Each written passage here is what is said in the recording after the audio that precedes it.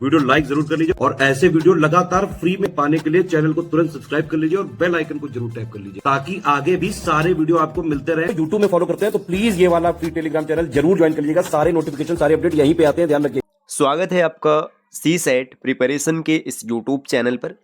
साथियों, आज की इस वीडियो में हम लोग यूपीएसआई 2025 के लिए मैथ्स के एक बेहतरीन क्लास का डिस्कशन करेंगे, जिसमें कुछ प्रश्नों को देखेंगे जो कि प्रतियोगी परीक्षाओं में पूछे जा सकते हैं। तो चलिए साथियों, शुरू करते हैं आज के इस इंटरेस्टिंग क्लास को। इससे पहले आप वीडियो को लाइक ज़रूर कर दीजिएगा और चैनल पर अगर पहली बार विजिट किए तो सब्सक्राइब करना ना भूलेगा।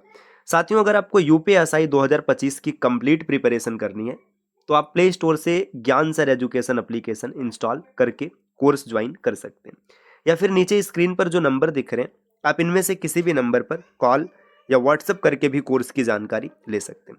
चलिए अब बढ़ते हैं आगे अपने प्रश्नों पर। यहाँ पर पहला प्रश्न दिया गया कि एक स्मार्ट टीवी को 1,55,000 में खरीदा गया। इसके अंकित मूल्य में 35% की वृद्धि की गई। यह अंकित मूल्य पर 20% की छूट देकर के बेचा गया।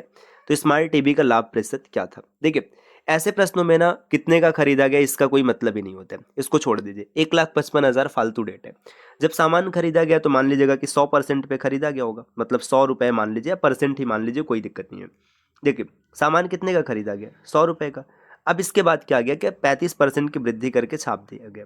35% मतलब 135 रुपये का सामान दिखा दिया गया कि 135 रुपये का सामान है। अब फिर बेचते समय ना 20% का डिस्काउंट दिया गया, तो 20% का आप क्या करेंगे? डिस्काउंट करेंगे। जैसे डिस्काउंट करेंगे तो 135 का 20% जो होता है ये 27 रुपये होता है। 135 आपने ग्राहक को बताया कि 135 का सामान है, 27 आपने छोड़ दिया, तो आपने कितने का बेच दिया? 108 रुपये का। देखिए, सामान 100 रुपये का लाया गया, उस पर 35% बढ़ा के टैक्स चिपका दिया गया कि 135 का सामान है। बेचते समय 27 रुपये का छूट दिखा दिया गया, फिर भी 100 रुपये का सामान आपने 108 रुपये में बेच दिया, तो कितने का लाभ आपने किया? 8 रुपये का, या फिर 8% कह लीजिए। तो ऑप्शन डी इस प्रश्न का उत्तर हो जाएगा। तो कुछ प्रश्न ऐसे भी होते हैं जिनमें कुछ डेटा का कोई मतलब ही नहीं होता है, वो खाली आपको भ्रम में डालने के लिए दिया रहता है। अगर आपके कॉन्सेप्ट क्लियर है तो ऐसे प्रश्नों में आप नहीं फंसेंगे। 108 रुपये में बेचा गया मतलब 8% का लाभ है, आसानी से आपने इसको टिक कर लिया। अगले प्रश्न पर आते हैं। यहाँ पर दिया गया 7 वर्षों के लिए 27% प्रति वर्ष की दर से 21,950 रुपये पर साधारण ब्याज के तहत मिश्र धन ज्ञात कीजिए। देखिए, ये बताया जा रहा है कि 7 वर्षों के लिए 27% का ब्याज दर है प्रति वर्ष और 21,950 रुपये आपने दिया हुआ है, तो कितना मिश्र धन बनेगा ये बताना है। देखिए, 21,950 रुपये दिया गया, ठीक है, 27% ब्याज दर है और कितने वर्षों के लिए दिया गया? 7 वर्षों के लिए दिया गया, ठीक। तो 7 से मल्टीप्लाई कर लीजिएगा। 7 सते 49, 4 हासिल है, 7 दूना 14 और 4 18, 189। ये चीज़ों को मैं डायरेक्ट भी लिख सकता था, ये समझाने के लिए ऐसे लिखा गया। तो इतना तो आपको ब्याज मिल गया। देखिए, अब क्या होगा? 100 आपका वास्तविक मूल्य रहा होगा, 100%, ठीक है, और 189 यहाँ पर ब्याज मिल गया। तो जो ओवरऑल आपका पूरा पैसा हो जाएगा कितना हो जाएगा? 289 हो जाएगा, ठीक। 100 रुपये की वैल्यू है 21,950। देखिए, 100 रुपये की वैल्यू कितनी है? 21,950 रुपये है। तो 1 रुपये की वैल्यू यहाँ पे 100 से भाग करना पड़ेगा और आपको मिश्र धन पूछा है, मतलब 289 की वैल्यू आपको बतानी पड़ेगी, ठीक।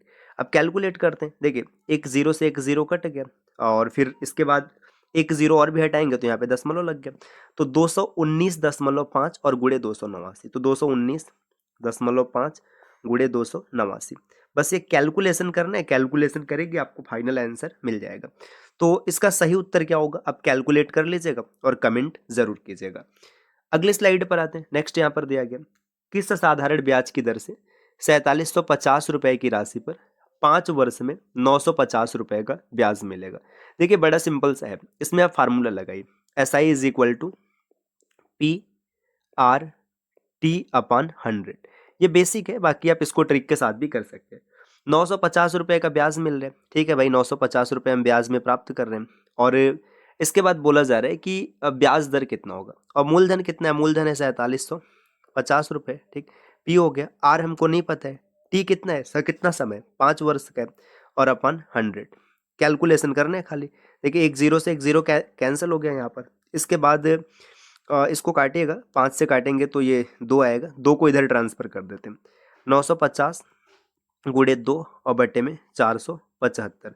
ठीक, 475 है, 475 का डबल ही तो है 950।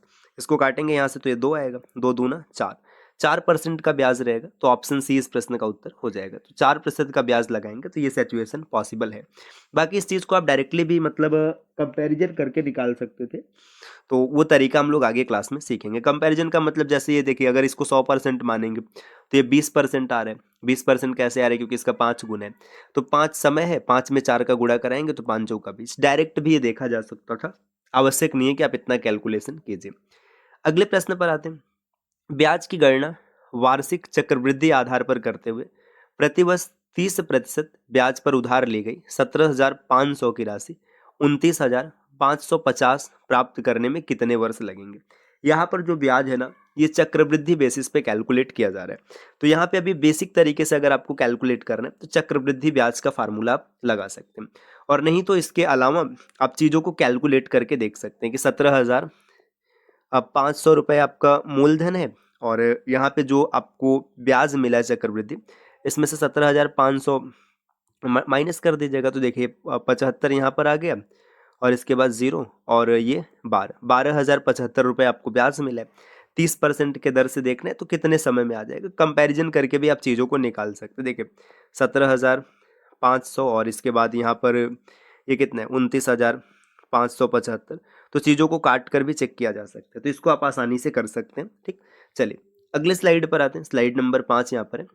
किसी राशि में साधारण ब्याज की दर पर 4 वर्ष में 60% की वृद्धि हो गई है ना, तो ब्याज दर समान ब्याज दर से 2 वर्ष में 49,500 का चक्रवृद्धि ब्याज कितना होगा। देखिए साधारण ब्याज की दर से 4 वर्ष में 60% की वृद्धि हो गई। अब सीधी सी बात है, देखिए 4 वर्ष में अगर 60% की वृद्धि हो रही तो 1 वर्ष में कितने परसेंट की होगी, 15% की होगी।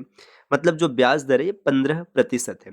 ठीक, तो समान ब्याज दर है, देखिए 49,500 रुपये है, 15% का दर लग रहा है, और 2 वर्ष में आपको चक्रवृद्धि ब्याज बताना है।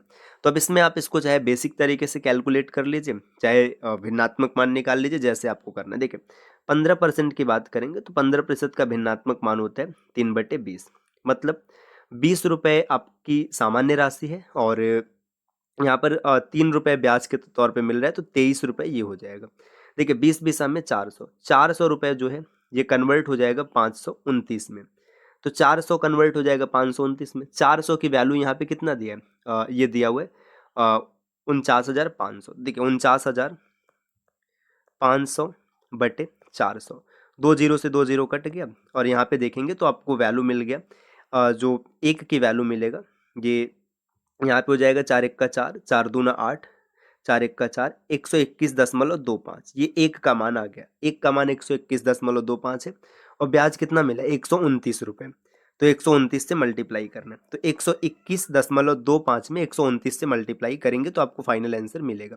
यहाँ पे हम लोग करके चेक कर लेते हैं। देखिए डायरेक्ट भी किया जा सकता है, लेकिन मैं इसको बेसिक से ही कर रहा हूँ। 121.25 और गुणे 129 मल्टीप्लाई करना है, पहले 9 से मल्टीप्लाई करेंगे तो 25 9 225, तो यहाँ पर 25 लिख लिया गया और 2 हासिल है। ठीक, इसके बाद या फिर एक एक करके ही कैलकुलेट करते रुके। देखिए 9 5 45, 4 हासिल है, 9 दूना 18 4 22, 2 हासिल है, 9 1 का 9 2 11, 1 हासिल है, 9 दूना 18 1 19 है ना, फिर से 1 हासिल है, 9 1 का 9 1 10।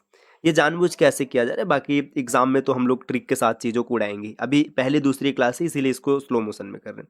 देखिए 25 दूना 50, या डायरेक्ट 5 दूना 10 1 हासिल है, 2 दूना 4 1 5, 2 1 का 2, और 12 दूना 24। ठीक, कितना हो गया, और नेक्स्ट फिर 2 छोड़ दिया गया। देखिए 5 के बाद यहाँ पे कितना आ गया, 5 के बाद अगर आप देखेंगे तो यहाँ पर आएगा 2 और 1, फिर 2 और 1 है ना, तो कैलकुलेट कीजिएगा, इसके बाद जो आंसर आएगा वही यहाँ पे बनेगा, तो ये आप चेक कर सकते हैं। ठीक, नेक्स्ट अगले स्लाइड पर आते हैं। स्लाइड नंबर नेक्स्ट दिया, अवंतिका ने 24,000 के साथ एक व्यापार शुरू किया, और भारद्वाज ने बाद में 36,000 के साथ उसमें भागीदारी की। वर्ष के अंत में लाभ दोनों में बराबर बराबर विभाजित हुआ।